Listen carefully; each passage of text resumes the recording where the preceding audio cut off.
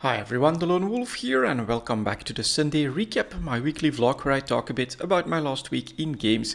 And as always, we'll start with EVE Online where, well, as you may know, I have been in maintenance mode trying to keep up with a couple of level 4 missions every single day, still running that in the Raven Navy issue. And, well, some of you guys have been sending me alternative fits. I've started to incorporate that, trying different things rather than just the massive passive shield tank.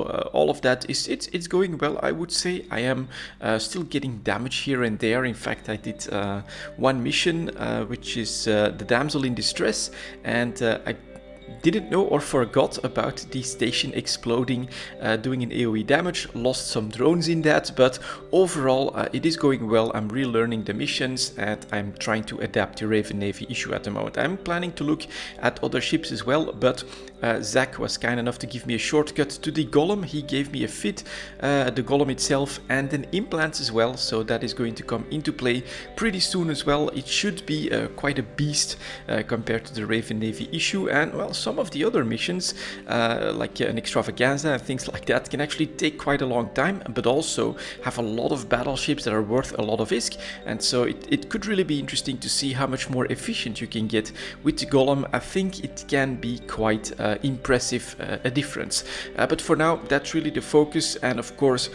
we also have the announcements that CCP has made, so we will look into that. Perhaps it changes up the plans, but I must say at this point I'm really happy already. I've got my first Caldari Corporation, where I've got a reputation for level 4 missions.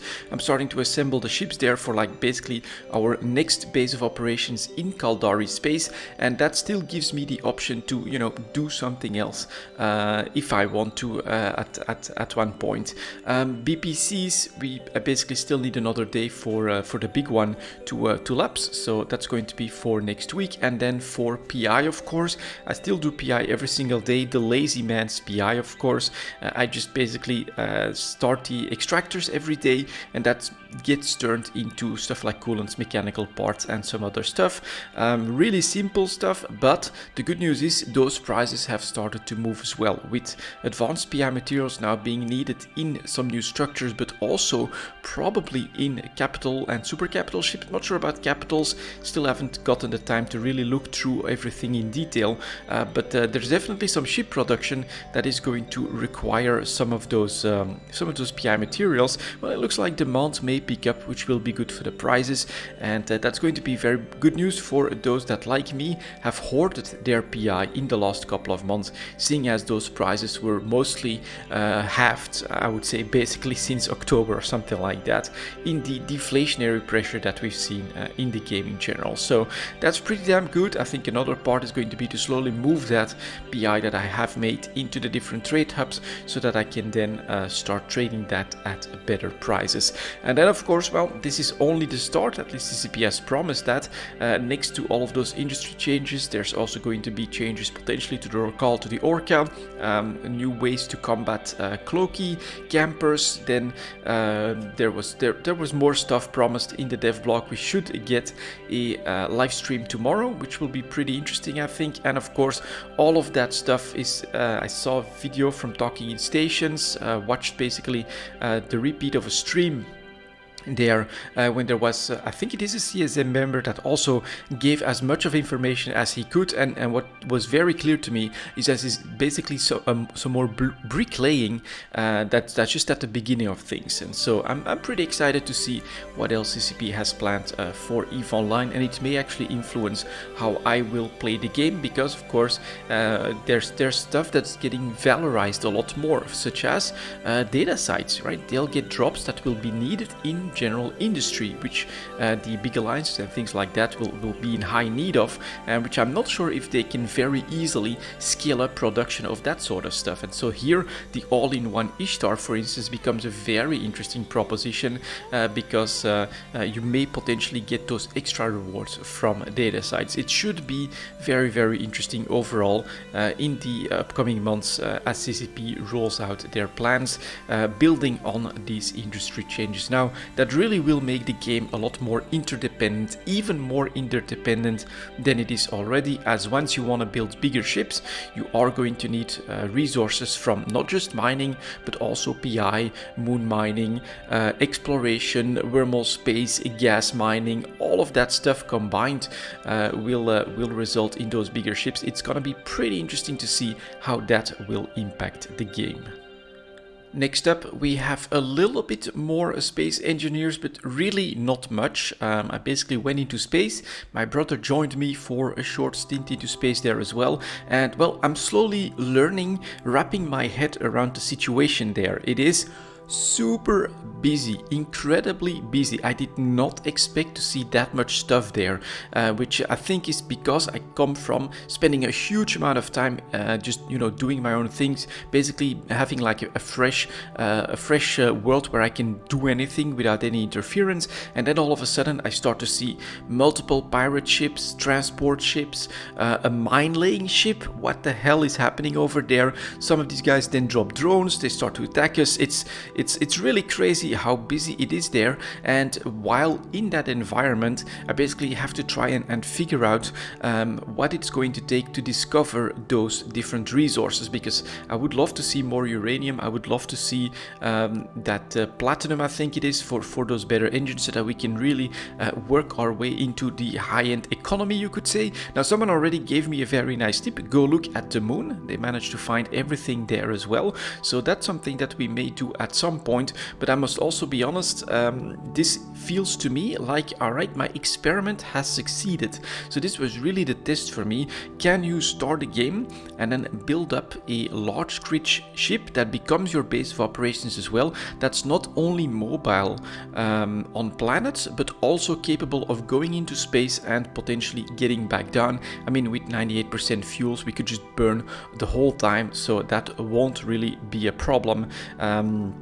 And I've succeeded in that. So I've been able to take all my stuff into space, almost all my stuff. A couple of drones are left behind on the planet, and then have everything up and running there. My refinery, production, everything, which is really, really cool. But it has one big disadvantage, and that is that both of my designs, the cube itself, the large cube, and then the drone cube, because of the nature of those engine blocks that are basically the same amount of engines in all directions, they are very, very resource intensive, and I need just a gigantic amount of ice to basically keep us topped off, so that I can then have that ice also go into my oxygen system, which is basically a design flaw in my cube. And for the cube drone, it's basically overpowered in engines by quite a lot, and as a result it's also just taking in huge amounts of fuel, absorbing and using huge amounts of fuel, which it just doesn't have the carrying capacity for. And so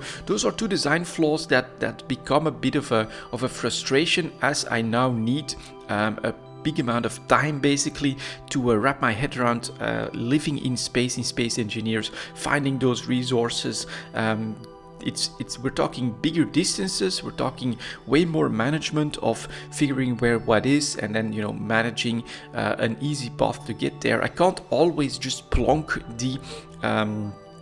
the big cube next to a resource, mine it out, and then move on, because eventually that way I'm going to really run out of ice and out of fuel. So you don't have that gigantic endless amount of ice resource which you do have on the planet, of course. And that's a big difference, which for me means that I probably will want to revisit my thinking and get a new design there that's going to be more efficient, that's going to work better both on the planet and into space. And it's probably not going to be like a cube design like this one, but I love what I've managed to learn and do here in Space Engineers. The cube is really cool. I think it's really awesome.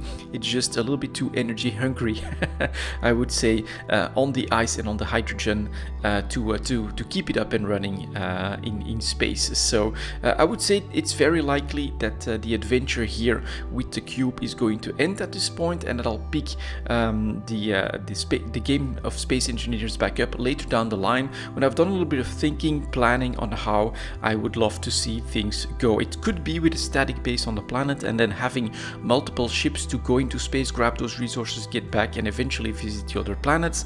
Or it could be just a completely different large grid design that can stay on the planet but also go into space without having some of the problems that the space cube has, which at the moment, I think it needs more like compartmentalization, different supply lines, all of that separate. It's gonna be interesting. I'm already racking my head around what I want to do. But I love the game, absolutely amazing game. Space Engineers comes highly recommended, especially if you see it on sale with all the DLC. That's what I did, grab all of that. Absolutely worth it. A lot of fun hours just doing stuff, designing stuff in Space Engineers. And then my brother, that's also interesting, he's been playing that a little bit on the side as well, has discovered that there's a lot more on the planets as well than just like the pirate base and the starting base, but you need those data pads to give you locations. There's like trade stations, derelict stations in space, way more stuff for us to try to figure out. And so that's also completely different from my mindset when I designed the space cube, the big cube there.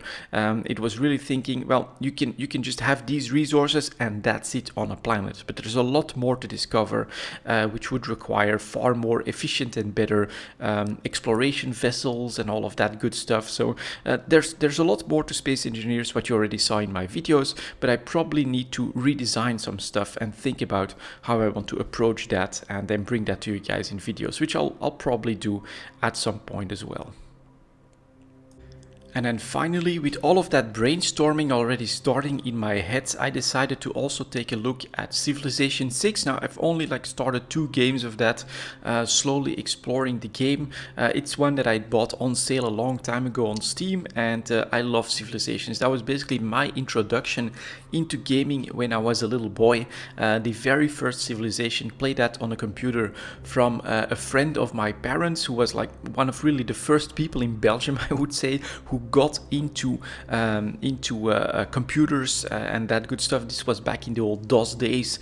It was crazy, but he really got both my brother and myself hooked, I think, when we saw and played through a game of Civilization for the first time. Just it was mind-blowing, and it really set us on that path, and I just love the series as well. So far Civilization 6, it is definitely Civilizations. I mean, the next turn addiction is there right away. Very cool. I started with a game just on everything at random, and I played with France, which I think is a pretty good all-around civilization, because I felt like I was doing really well and pretty strong right off the bat, and I was, amazingly enough, getting into all of these different mechanics. It is a very different game, which I love actually, because that means that I have a new civilization to try to master, to try to fully understand. There's stuff like religion, there's like basically 2 tech trees that you're working through. There's a lot more to do with governments. The way you build up the cities is completely different as well. So it is very cool. It is Civilizations, and yet it is completely different as well. Now, I don't know how much I'm going to pour into videos and things like that, because basically, just getting to grips with the very basics of the game is like 4 or 5 hours or so. It's just such a slow, methodical game that I think it almost lends itself way better to streaming than to making videos. So we'll see what I do with that, but that's something that I did. I did a little bit of Civilization 6, just getting the game downloaded, seeing what it's all about, and I absolutely love it. So it's definitely a game that I am going to play a lot more of. I'm just not sure if I'm going to do that right now, because, well, we know that there's a lot of stuff on the horizon for EVE Online, but on April 8th we should also get a Path of Exile announcement. So new league, definitely looking forward to getting into that as well, perhaps with a better plan this time. Really trying to push myself a little bit further. I keep saying that every league, but that's what's so great about Path of Exile. You have these constant resets where you have that chance again to jump in and maybe try hardcore character, maybe try a different character, try to get into different types of endgame. Things like that are always an option on those fresh starts. So that's something that I'm looking forward to as well. And then we get X4 Cradle of Humanity that has launched. Still haven't bought that, looking into it as well. So there's just so much stuff to do, and at the same time in real life stuff is really exploding as well. I get a lot of work all the time, very busy. So I'm trying my best, trying to combine everything as much as possible. possible. The main goal for me is to have fun, and right now honestly EVE Online is where I'm having fun, and then I'll look into what's coming next to EVE Online for the upcoming weeks. And that was my last week in games, guys. Thank you very much for watching, and as always, I'll see you next time.